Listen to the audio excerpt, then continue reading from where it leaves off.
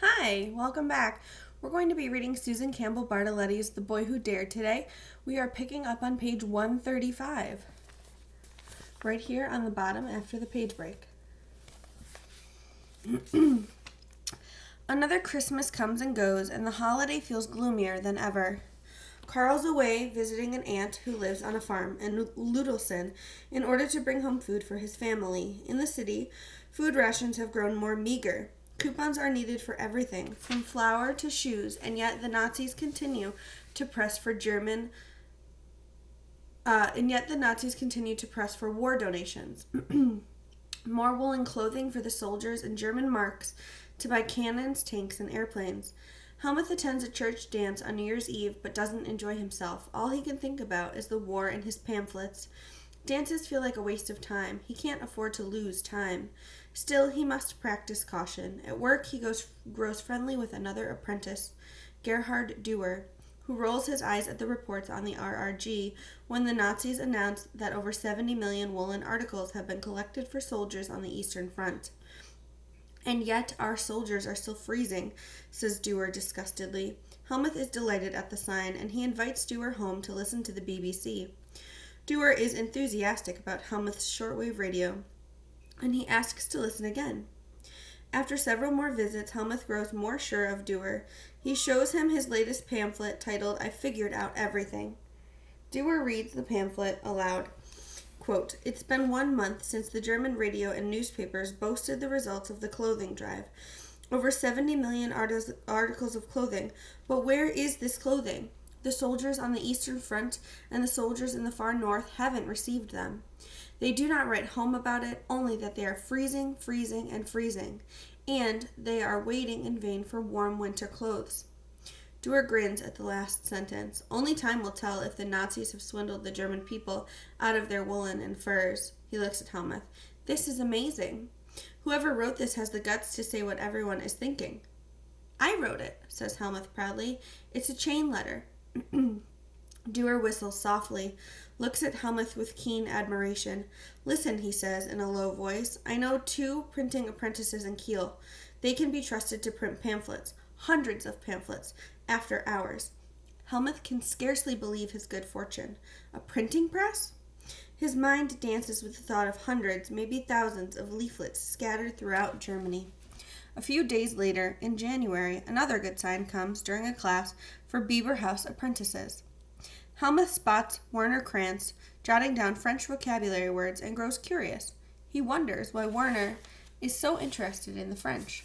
Perhaps Werner feels sympathy for the 2 million French prisoners of war that the Nazis have forced into labor in Germany. It's no secret that the French hate Hitler for what he has done to their country. An idea takes root. If Werner will translate the leaflets into French, perhaps Helmuth could smuggle them to French prisoners. From there, the leaflets may get into the hands of the French resistance.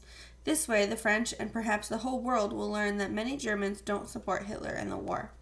It's a bold move, Helmuth knows, but he has heard about a group of communists working underground who have connections. Helmuth approaches Werner Krantz quietly. "Would you translate something into French for me?" "It depends on what it is. First, you must promise not to say anything." Werner narrows his eyes. "First, you must show me." Helmuth won't show him, not without a promise. He sticks his hands into his pockets and walks away, whistling. He can feel Werner's curiosity. That's good. Let his curiosity simmer. A few days later, Helmuth tries again. This time, he brings Dewar along as he shows Werner a brochure. Werner grows white around his mouth as he reads over the pamphlet. "No way," he says, shoving the pamphlet back at Helmuth. "I'm too busy for this." Helmuth eyes Werner closely. Werner looks angry. Has Helmuth made a terrible mistake? His hands shake as he folds the leaflet and slips it into his pocket. At that moment, their boss, Heinrich Manns, passes the doorway and pokes his head in. "What's going on here?" Dewar elbows Werner, warning him to keep quiet. Helmuth pretends to be unruffled. "I hoped Werner could help me with a little homework, with something I didn't understand," he tells his boss. Herr Manns stares at Helmuth and then at Werner. "Get to work," he says, at last. "We don't pay you for socializing." Helmuth and Dewar return to their desks. Helmuth feels Manns's eyes on him, wishes he would stop staring. Helmuth busies himself in his work, but he can't concentrate, not with Herr Mann's eyes boring into his back. February 5th, 2:30. The office grows suddenly quiet as two Gestapo agents stride purposefully through the office door. "Helmuth Hubener?" says the taller agent to Helmuth. Helmuth's mouth turns dry. He licks his lips and nods and says, "Yes?" "You know why we are here," says the agent. It isn't a question. It's a statement. Helmuth glances at Werner, who doesn't look up, only stares at a green file folder on his desk. Herr Mans stands in the doorway looking gleeful. Helmuth understands that look. Herr Mans is a man who has done his duty. "Come with us," says the agent. He nods to Dewar. "You too." Helmuth goes for his coat, but the agents yank him back, push him toward the door. He falters, recovers his step. Outside, the boys slide into the back seat of a black Mercedes, are swallowed up inside, flanked by the two Gestapo officers. With each tick of the pocket watch, Helmuth's heart pounds harder. Herr Rink glances down at an official-looking paper. He begins to read slowly and clearly, enunciating each word importantly.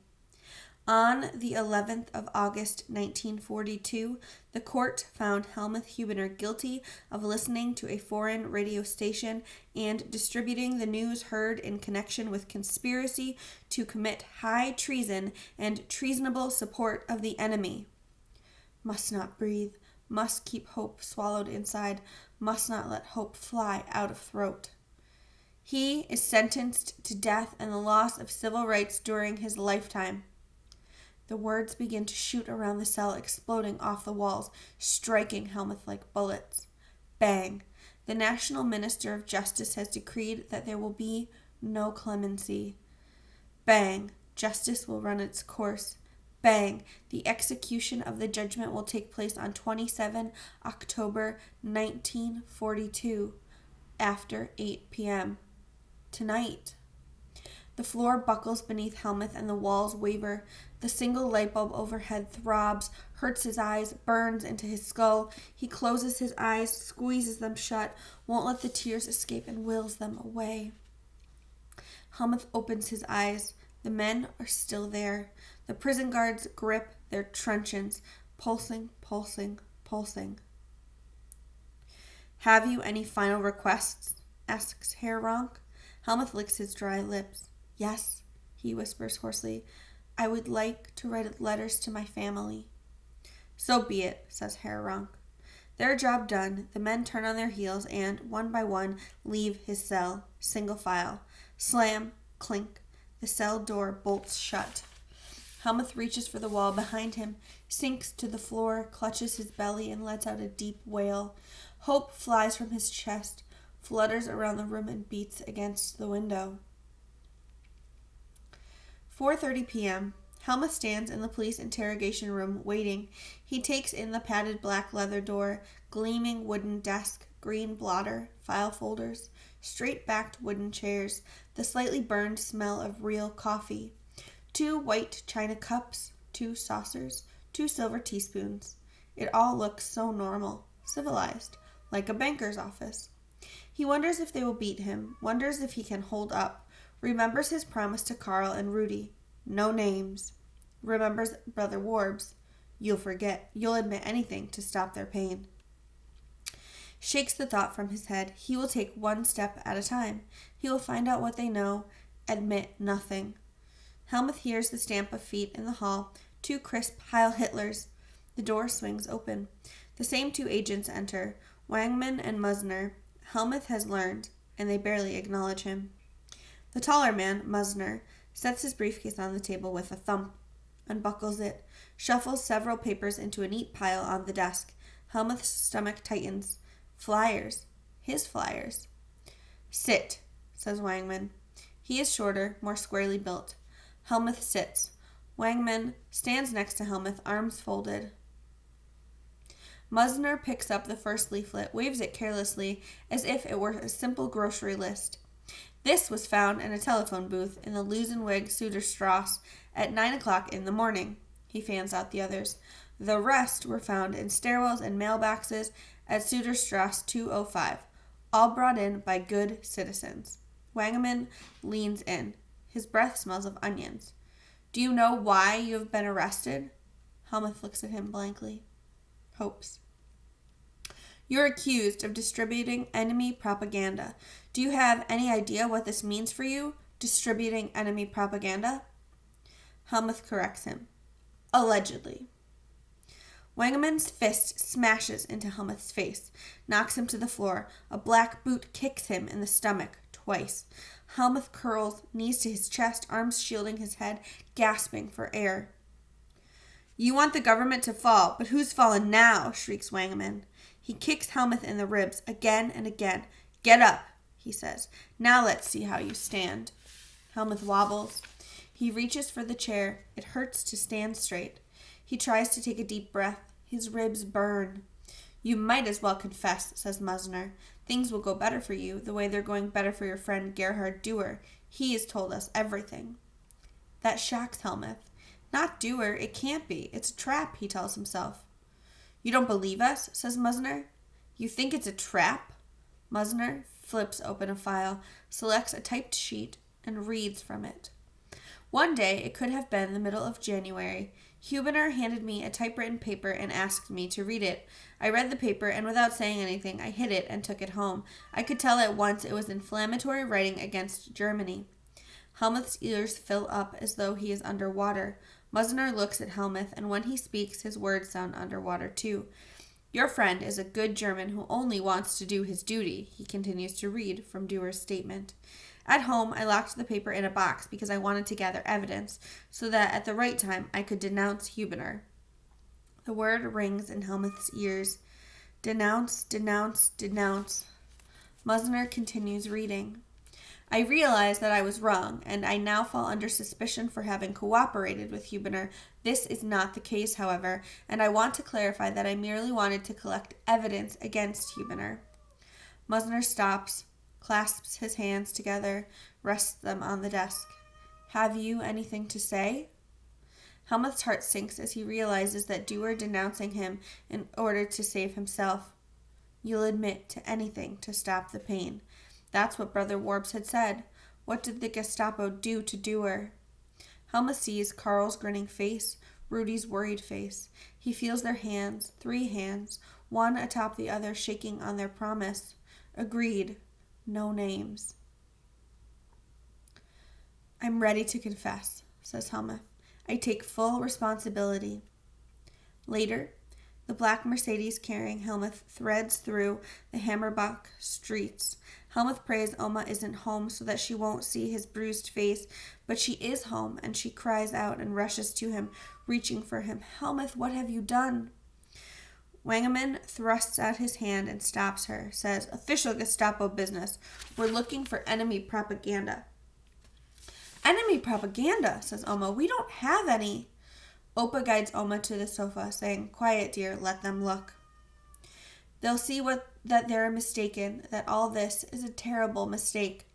Oma clutches her apron, wrings it, weeps loudly. Opa draws her to him, a stricken look on his face, and Helmuth can't watch any more. He points to the closet, his bedroom, says that everything can be found there. But the 2 agents ransack the apartment anyway.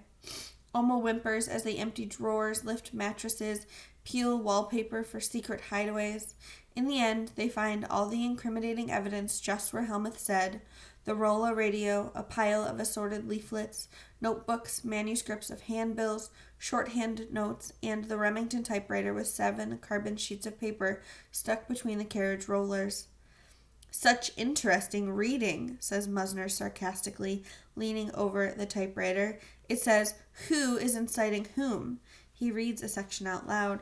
All accusations against the American government lack any truthful bias. They are fabricated, malicious, and remain symptoms of the deepest hatred. Wangaman glares ape-like at Helmuth. So, you think the Führer is a liar? Helmuth wants to shout out, Yes, he is a liar. But instead, he clamps his mouth shut, steels himself, prays Wangaman won't hit him. Not here, not in front of his grandmother. You disgusting piece of trash, says Wangaman. He pushes Helmuth out the door and out onto the street. Alma wails behind him, and as he ducks into the car, he looks up, sees her glistening face in the window. 8 p.m. A green prisoner van transports Helmuth to concentration camp Fuhlsbüttel, to the north of Hamburg. A guard takes his trousers, his shirt, his shoelaces, and hands him a pair of blue prison pants and shirt, leads him to a holding cell. Helmuth looks around the putrid cell, an overflowing slop bucket in the corner, a cot with no mattress, just boards, a single light bulb hanging from the ceiling. Somewhere he hears a scream, sobs. He sits on the bed, swings his legs over the edge of the cot, and lies down. He folds his arms across his chest for warmth, closes his eyes, tells himself the worst is over. He has confessed. He kept his promise to Rudy and Carl. Tears swell and then come in great heaves of relief.